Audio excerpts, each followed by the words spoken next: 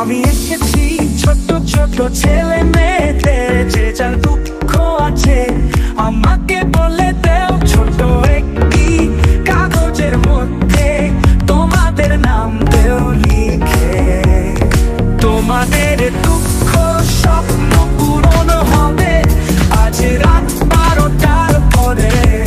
ওগো আমার সোনা মনিরা একবার শেয়ার করে দেখো আমার কাছে এসে। Happy Christmas Day, Happy Christmas Day, Happy Christmas Day.